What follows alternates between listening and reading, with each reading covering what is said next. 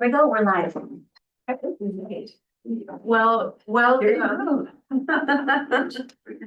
I know, I'm a little disconcerted. It is hard. I know. Camera, that's good. I promise. So welcome to our board workshop for this evening. We're only gonna, keep you for about half an hour tonight. And so I'm Mayor Rogan and these are the trustees with their name tags. So maybe if you all want to start just by introducing yourselves, that would be great. Sure, I'm Cindy Braddock. I'm the county assessor. I'm Jennifer Churchill. I'm part of the senior communications person for the assessor's office. Erin Gray, administrative deputy. And I'm Doug Wright, the commercial supervisor. Thank you. Thank you for joining us. So the reason that we wanted to have a chat was that there are a number of properties in town that we believe are misclassified. And so we want to get kind of an understanding about what your process is for reclassifying those and what timelines might be. And I know Trustee Browning probably has some additional detailed questions that he'd like to ask. So maybe if you could start with an overview of that process. Okay, so just to start out with, as you all know, the assessor's office is a constitutional office, and so I'm held to what's in the Constitution and the state statutes. And we get guidance from the Division of Property Taxation. They interpret the laws and then tell us the process that we need to follow. So the guidance and the direction we get from them and from the laws is that on January 1st of every year, we determine the classification, the taxable status, and the condition of properties. And we base classification on use. So we observe the use or its anecdotal knowledge. We have over 4,000 commercial properties. The rest are residential, to about 120, 130 parcels. So we can't possibly get to all of them every year, every few years. So we with the knowledge we have, and we collect our knowledge from public sources, sales, permits from permits from the cities, what property owners tell us, what we learn in the newspapers. And there are laws that say we can't enter a property, so unless we have permission from the property. So a lot of our decisions are made from outside of the property. So on January 1st, we determine classification, condition, and use. On June 30th of the even numbered years, where we establish the level of value. So we look at the use of the property on the first year and use the level of value that's established 6 months prior or a year and a half prior, depending on the year. And that's how we come up with value. When we're determining classification and value, we are informed by a lot of information, and the laws do say that we have to consider things like zoning, environmental impacts on a property, leases, vacancy. And we go so far as to look at things like traffic counts, nearness to an airport, impact of railroad lines. So we look at a lot of data that we can get to understand what's going on with the property and make sure we classify it correctly. And I know zoning is a concern of yours. Zoning is considered, but it's not a determinant of classification. And the reason for that is there's a whole lot of non-conforming use out there. So we have a lot of properties in residential areas with businesses in them. We have businesses that have residences in them. We have agriculturally zoned properties that don't do any agriculture. So there's a lot of non-conforming use. So using the best information we have, we establish the classification and then the value based on our models and our research. Is that that's very high level. Yeah, that's helpful though. That's Okay. very helpful. And when you talk about condition of property, you're talking about what the condition looks like. Does it Right. look run down? Does it Correct. new? Okay. And often property owners share that with us, especially if it benefits them value-wise. Through our appeal process, we hear about things like that. We are looking at it, is it deteriorating? Is it, things like that. Trustee Browning? Yeah, it's kind of a general question first. Sure. What role in a town play if a town or a city, if we know that a local property is being used 100% commercially, and you look on the assessor site, it shows it's like classified as half residential. And tells the assessor's office, look, this is 100% commercial property, not just zoning, but also the way it's being used. And what does the assessor's office do with that? We consider that discovery. And so we would take that into account when we're looking at the property. We don't always secure that, but we're more than happy to partner with communities to make sure we get that information. I mean, I guess towns and cities, we don't actually have standing to get challenge a classification or get involved in evaluation proceeding. We're not legally a party to that. Yeah, the property owner does. The property. Yeah. Well, I mean, kind of what kicked this off for me, it was 3 or 4 years ago now. As it so happens, I went to the local dentist, but I had this office in an old building at 3rd and Main. And I can't remember what caused me to look at, but for some reason I looked at the property classification online. And it was classified as half residential. And so I asked the dentist who had been practicing there for like 15 years or more, I said, since you've been here, has there ever been any use of this as a residence in any respect? He goes, no. I said, for years, and many, many years ago, the prior owner, I think, might have lived in the back part of it, but it's been, he said, like 20 years since that could have happened. Was that 304 Main Street? And so at the time, I told the town staff, I said, I think this property's misclassified, because if it's classified as half residential, we're getting, only a fraction of the taxes we should be getting. And I think the assessor's office was informed. And until very recently, and even came up again last year, the same property, because it was up for sale.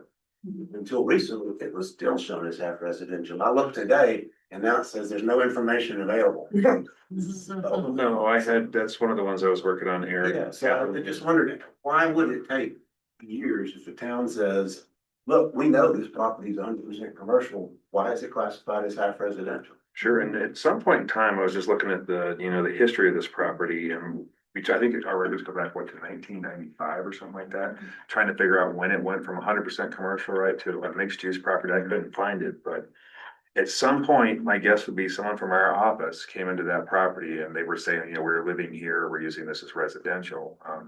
It seems like the commercial zoning allows that, right? I mean, does it say you have to have 100% commercial, or I'm sorry, 50% commercial, 50% residential? My guess would be someone at some point in time did a physical inspection and they said, okay, well, this portion of this building is being used residentially. So as of 1/1 of 2026, this is now 100% commercial, and you'll see that. Literally the use of it, regardless of the zoning, the use of it has been commercial for literally decades. And that's an error in our discovery process. If you notified us, I mean, I was unaware of it, maybe it didn't make it all the way through the channels. So one way around it is to really make sure we have a relationship, and Doug is now working with one of your staff, and I think that really helps. Cause I'm not, I'm not sure how the information came into us. Obviously, we didn't act on it. When how often do property owners have to fill out some kind of declaration of use of their property? For never, if it's just like a commercial business, if they have business equipment, they have to fill it out every year. And that's just for business personal property, so it's for. Some commercial property owner owns a piece of property, he looks on its valuation, and it's half residential, he just wants to stay silent. He can do that. You can do that. And if we discover otherwise, then we can change it. So if somebody points it out to us, we can say, okay, we gotta take a look, and then we can reclassify it. And I can almost guarantee they're gonna come in to appeal it, and at that stage, we'll come out and say, can we please take a look at it, and we'll start getting inside of it. Like, they'd have to show, yeah, this part's actually being used as a residence. Yeah. But in this case, they could. You'd be surprised, I've been doing this for 27 years, I've been into commercial buildings where people put a TV, a couch, a guitar, and there wasn't even a full bathroom, they put a stove in it, so we're using this as residential, so it's like. So, And does that trigger a referral to sanitation? Not from us. I don't have any legal standing to do that. We certainly could continue with the relationship where we share information. Our issue when we don't have standing to just talk to people about their legal use or not, because we're just talking about how it is used. But it's also a really quick way to shut down information pathways. Sure. So if I start turning them all in and saying, I'm gonna turn you in, people stop talking to us. But certainly through relationships with you, sharing data back and forth that we discover, you discover, that will help, And permits are huge for us, right? signs, some kind of tenant improvement. Excuse me, that's a major trigger for us. What's the policy on back taxes if somebody has been paying residential rates for years, but using property commercially, and we prove that, do you ever pursue people for prior year's taxes? No, because the law doesn't allow us to. So if we find an error, we change it going forwards. Only the property owner can go backwards on an error. Really? If there's an omission, say we just missed it completely, then I can go backwards. I can put it on as omitted value. But correction of error, the statutes say only goes forward. Even if the property owner like filed a declaration or something, so this residential property is really commercial, you still couldn't pursue them for back taxes, even if they knew that they were, you could prove that they knowingly misrepresented something. I think if there was knowing dishonesty, we probably could, but a lot of times it's hard to draw the line between what we might not have picked up in our discovery and what someone is telling us. So, that's a difficult line to walk. Another question I had was on vacant properties, in particular vacant commercial properties, because unfortunately in Lyon, we've had several commercial properties in our downtown area that have been vacant for a long time. Okay. They're zoned commercial. And the last time they were used, in many cases, in some cases, like even years ago, I think about 3 years shop, they were commercially used. Do they still keep paying full commercial rate even when it's essentially? So that's a pretty loaded question. So as far as, is it income producing or owner occupied? It's Or not, what? it's literally vacant, Vacant. and there's several like that. So be That's a that, vacant lot. No, it's a vacant building. Okay, so if a vacant building that's 100% vacant, so if a property owner comes in and appeals and says, hey, I've been vacant for a long time, I'm getting no income production on this property. Absolutely appeal it. We look at if the vacant's chronic, has it been for, a year to 2 years solid? Then we start doing what we call lease up deductions. So we look at the property as if stabilized and then what it would take to cost to lease that property up to a market state stability.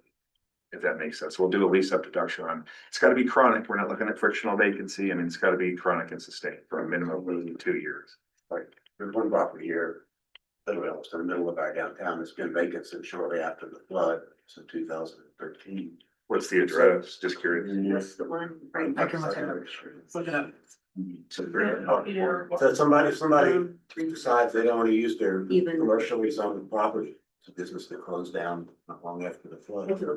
For like 6 to 8 years, they can come in and say, I'm not using my property as a commercial business anymore, it's vacant. Revalue it downward because it's vacant. We would look at it, we can't just say, well, we're gonna go back 6 years, right? I'm saying, we're looking at it as if stabilized, and then we have a 2-year period, but like, for the reappraisal cycle, it's gonna be say, right now, 2025 through 2026. So we can look at it, for this cycle, and then next cycle, 27, 28, we can say, okay, it's still vacant, so we can't just. I mean, there's ways we can look at it for sure. I'm not gonna say it's 100%, income producing stabilized commercial property. I mean, if there's zero income from it, that can get their property taxes reduced, if they choose to keep it vacant. Are they choosing to, are they actively trying to lease it? No, No. in this case, no. 344 Main. 344 Main. No, they closed after the flood and then have never reopened. And I've talked to the owner and their child, because they're getting older.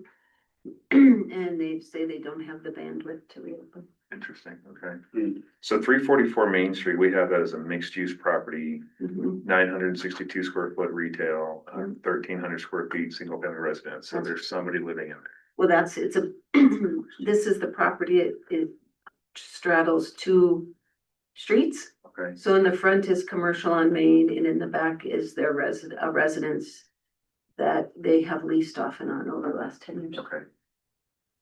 It was their own. Okay. They lived here. So they start signing long-term residential leases there? Like we're talking like, a year? Are we talking like over? Oh, no. Okay. If someone is renting there, I don't know if anyone is, have you seen any activity? I haven't seen anything there. Last time I talked to the family, they said they've both been vacant for 13 years. Okay, yeah, there's been no appeal history in our records for that property ever. That's interesting from the town's perspective. We constantly talk, we're gonna do about this vacant property, it's not just a lot of revenue from potential business and sales tax and things there, but it's also I guess it could also be a situation where the longer a property stays vacant, its value should go down. I don't know. Yeah. Interesting to know. But it'd be interesting to see if they're actively trying to lease it, and what kind of leasing activity, given they're not doing it. He said we'd like to, but we've just been too busy with health issues and our other businesses to get this one reopened. Interesting. Well, and along with There that- have been others in various, we had one that was in a legal fight for, God, 5, 6 years. Oh, gosh. And it mostly stayed vacant, except that somebody was living there without a permit and. You know, and that's not the only ones either, so I just kind of trying to figure out how that happens. Dave had a question. I don't Yeah, know. Dave had a Yeah, you probably, we have two, commercial properties that are dirt right now. Okay. And, they've come through our urban renewal authority, and so from that perspective, once they get building and the reassessment occurs, so we've had discussions in our URA about how quick can we get that on the tax rolls? Do we have to wait the 2-year cycle, depending upon when they get their certificate of occupancy? No. Or could it be a reassess? We can pick that up. We start to pick it up once they start to build, once they start to get out of the ground, yeah, so. Again, we look at property as it stands on one of any given year, so let's say for your example, there's a foundation in place, so all of a sudden, let's say for 1 of 2026. Now we're starting to add this value into it. We do it by percentages. Yeah. Okay, is that something we could reach out to from, or would you catch that via building permits? And- Yeah, I wouldn't hesitate to reach out either, Okay, but just make sure if someone wants to. We'll pick on them. I'm pretty into permits, I'm a big fan of permits. But just to add to the vacancy, along with the property that sits vacant, we'll also see a deterioration in condition. Yeah. It's just Yeah. letting you know that. Yeah. So that will impact Yeah. value as well. My concern is not trying to actively lease the property, that seems bizarre. No, everything is still in it as the day they closed it. So, really. so that was my question, actually, was the definition of vacant, because I agree with Administrator Simonson that this building, this particular business, commercial property is not actually empty, I don't think. I think there are still artifacts inside and maybe Yes. business related items. And so I was curious about your definition of vacant. Does it actually have to be empty or can it just be closed? I mean, I haven't seen it open in 10, I think I've walked in there once in 13 years. That it was open one day by chance. And there was jewelry and things. I remember different artifacts and items, but is it considered vacant if those items are still there? Not Like if they just ordinarily. left everything? I mean, it's, Should be no income and expense. yeah, there's no income being, generated off of it, so to me, that's kind of vacant. Yeah. Yeah. Okay. But so, for example, I mean, this is just gonna be example, so we set our market income models, right, for subclasses of property, so for example. Pearl Street Mall, right now, we're saying as of June 30th of 2020, office vacancy was 25%. So if you came into our office and said, okay, I'm not 25%, I'm 50%, so we'll look at. As if stabilized, we're saying that market vacancy was 25%, you're saying, well, we're 50% vacant, so that's when we start to do our deductions, we're saying, okay, you're not at the market, you're above what we're, above or below what we're predicting, so. That's kind of where the lease up deductions come from. But a lot of the properties here seem so owner occupied, I mean, I don't know if there's a lot of leases up here, I really Mostly don't. leases. Mostly leases, okay. Can I follow up with a question on the residential property on that? The residential piece on that same property. So you said something about it being vacant chronically or sustained for more than 2 years, is that right? Like if that Yeah, residential piece was left vacant with no lease for more than 2 years, that would be considered vacant? yeah, we don't do any income producing on residential property, that's all market approach. So If it's that makes- based on collected sales, Yeah. collected, so properties like it, we look at how they sold and build a model to allow components of value off of residential property. So vacancy, rental don't matter with residential properties, they're just valued on the market. With income producing, commercial and industrial, we start looking at, Market, or I'm sorry, cost approach and income approach. So the main reason we're looking at all this is we've had a number of properties. Either because of fires or because they have transferred to nonprofits. We don't have a lot of commercial properties, and so we're to the point of, we need to look at every possibility, particularly when they go off the rolls onto a nonprofit. It's like, well, then where can we recruit this? Right. And so that's why we've had so many questions about particularly dual usage that is not. where we know it's 100% commercial. And basically what you're telling us there is that our staff can inform you and you will act on that. And you've got the right person in Doug. He's been a supervisor for the last year or so. And he's been at this a long time, and so he's very interested in making sure things are right. And we, not, obviously not all the information was foreign through, but, So one completely off the subject, I want to say is, I had two good friends, one who currently works in a department, one who did work in a department. I know what they go through at the time where everybody in your department has to answer the phones. And God bless you all. Where it's like, that is not fun when all the reassessments come. I remember one of the kind just like home through, and it was back when you were still in the office, when people weren't working from home. So just to say, appreciate what you do there. thank you. I got a follow-up question about one thing like trustee Hamrick asked, and that's on the timing of something. Let's say we as a town know, because Lyons is pretty small and there are many vacant lots, and we pretty much can, everybody in town pretty much knows when there's a new house or a new building that gets occupied or built. The next appraisal cycle will begin on like July 1st of 2026, right? That's when you start the next 2-year appraisal. That's the end of our data collection period. And so if we know of a new house, $1.5 million house that we issue a certificate of occupancy for like July 15th of that year, would it be appropriate for the town to say, hey, this property that's currently shown as, unfinished lot is now $1.5 million on the tax rolls. Would you please add it to the tax rolls next January 1st, I guess? Well, in theory, if you have $1 million and say we have $1 million house and you CO'd it in July, right? Hopefully someone was out there January 1st. Not a lot of people in our office work January 1st. There's a lot of football games and stuff on, but I'm just kidding. If something comes onto the tax rolls basically during the early part of the 2-year appraisal period, how would we as the town make sure that what's actually there on the ground is reflected on the tax rolls? So we need to know by January 1. At this point, you're depending on permits for that, right? You bet. Even in residential. Yes. That's the main trigger for us, like, hey, we got a vacant lot here, all of a sudden you need to go look at this vacant. Yeah. And does the same thing about a commercial building, because we had one big commercial project that got finished last year. We've got one that's on our docket tonight and maybe some year we'll have a hotel. And big projects like that can make a big difference for us, not just in our town property taxes, but also in our ERA, which we've discussed is kind of in a negative hole. So is that something that the town should be watching? And when we know that a certificate of occupancy has been issued and the building's being fully used for a commercial purpose, we should immediately let the tax assessor's office know, okay, this building is now in service as a commercial property. We would love to know that.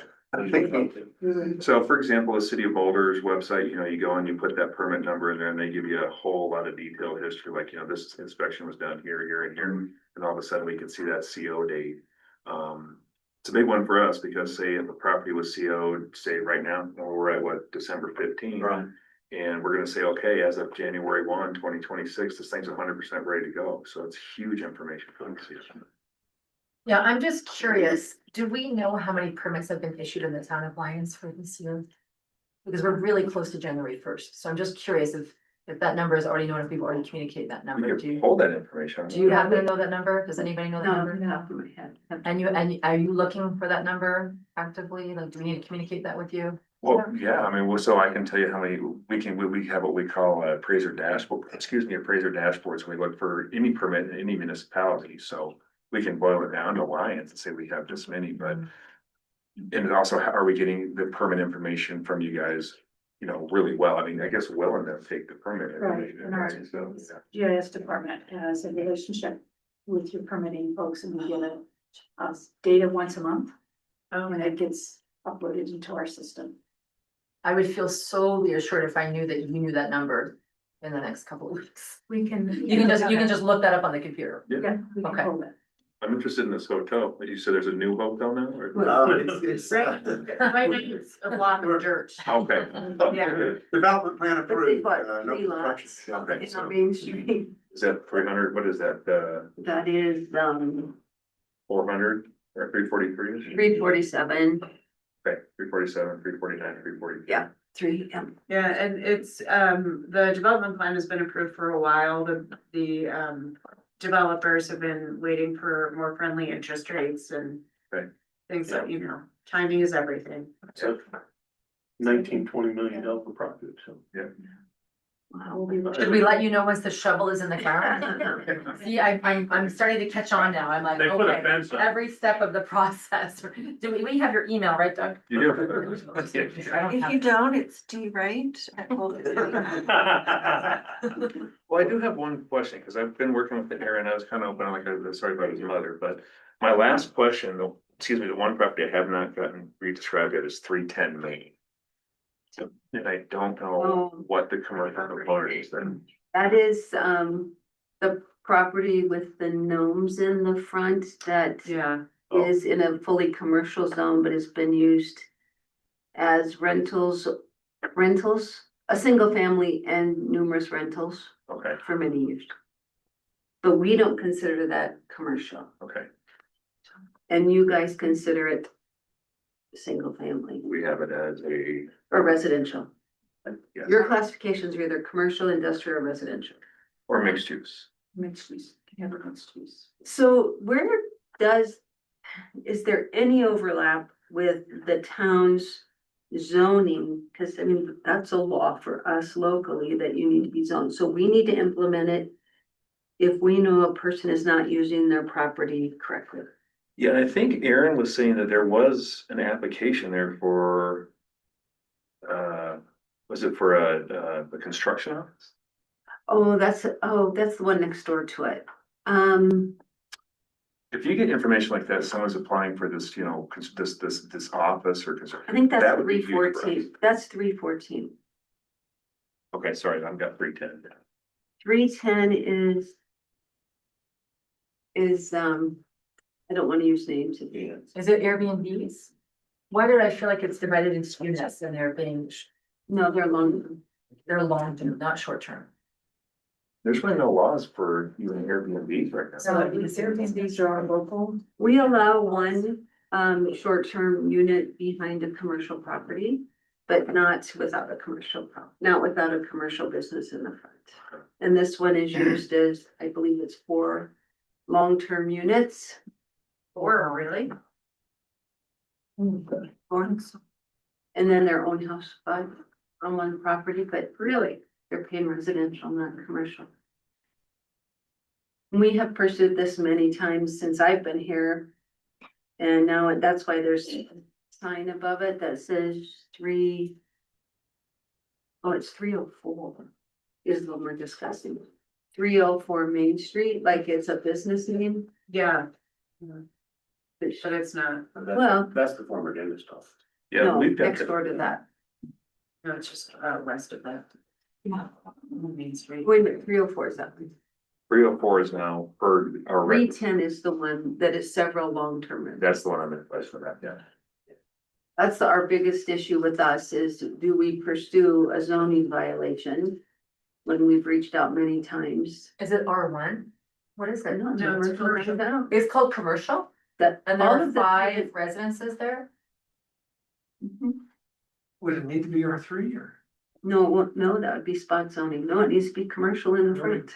Oh. So the person has opened businesses there, like they opened a pet psychiatry business in one of a room and they've tried to open a few things and then it just always closes and reverts back. So it's several, I won't say 4, I don't know for sure, but several residences. So should that go to the PCDC then? No, No?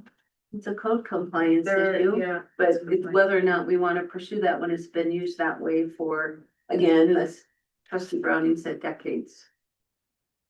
But it should be partially used as commercial. We made the neighbor next door convert a portion to commercial and they opened a construction office and we inspected it and have building permits Got it on the assessor's records. and they're on the assessor's records. But that one just continues to not cooperate.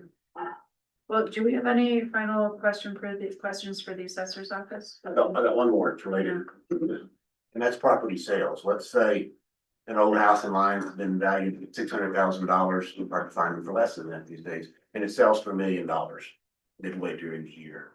Should that be picked, does the new sales price trigger as of the next January 1st, it being, you pick up on sales and adjust the value? And of course, that can work down too. I've seen a couple like For sure. for less than it right. It's gonna be, so right now, if it's sold today, that's gonna be picked up for the 2027 reappraisal. So we look at that data off of those sales all the way up until June 30th of 2026. And we take all the sales, and we run them through regression modeling. So what we do is decide or come up with what all the characteristics of properties are worth in a particular area. And we apply that to the unsolds. So there's not a direct one-to-one I see. correlation between the million, because it could be anomalous. Be the only $1 million sale you have. Just like Boulder, they've had some $13 million sale. It's not what houses are selling for. So that doesn't really get reviewed until the end of the appraisal cycle. And there's gonna be like, what we have it valued at, we have a sales ratio, right? So if we have it valued at 500,000, sells for $1 million, all of a sudden we have this whacked out ratio, right? So we start looking, if it's listed on the open market, and if we have it described accurately, maybe it has basement finish we're not aware of, or maybe there's some kind of a addition we're not aware of, but that's how we start to pick up the characteristics of the property, and is it an arm's length sale? Yeah. Thank you.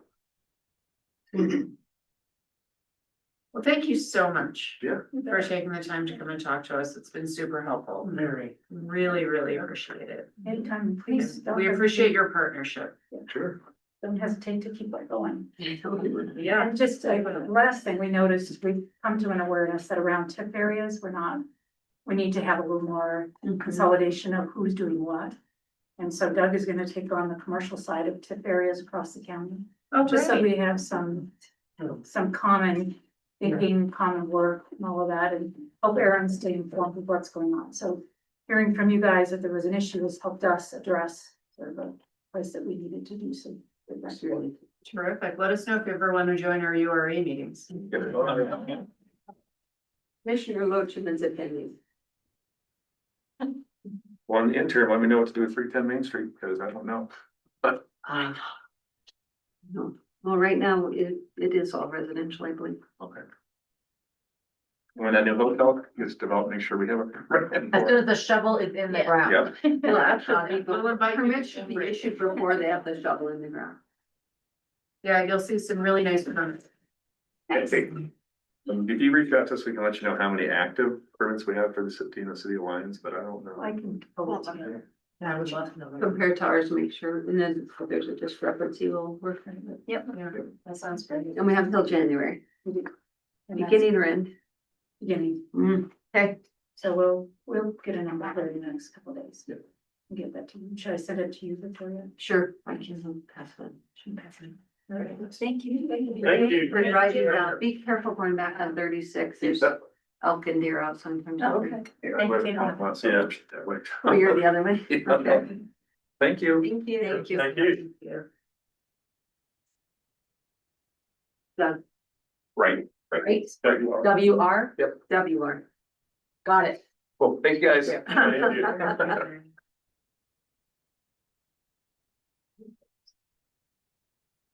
Okay, well, as we can see on the agenda tonight, it's gonna be a little bit different. I'm gonna call the meeting to order.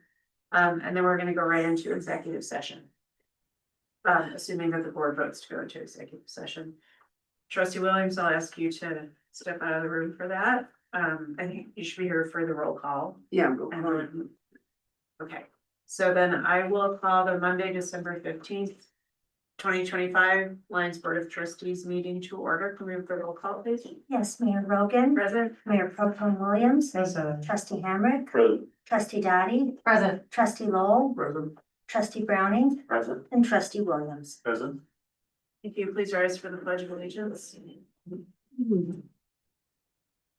I pledge Pledge allegiance to the flag of the United States of America and to the republic for which it stands, one nation, under God, indivisible, with liberty and justice for all. I'm gonna lock the door. See you in a little bit. Yeah, We take need a your motion phone. to enter into executive. Oh, we're gonna Yeah. wait for him. Yeah. And then I need the language for it. Oh, my. I mean, I can wait it. Is he leaving on send that to you? Where did he go now? That's the motion. That's not all the other mumbo jumbo. You ready for the motion? Sure. I move into executive session pursuant to CRS sections 24-6-4024, E and 24-6-4024E, for the purpose of determining positions relative to matters that may be subject to negotiations, developing strategy for negotiations and instructing negotiators, and for legal advice from attorneys representing the town regarding Lions Lookout 317 Evansville on Plan and Greenhouse. Thank you. Is there a second? Well, so. Any discussion? I'll call for the vote.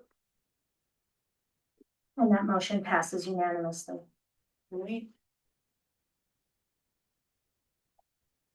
So our second bring up with other executive sessions.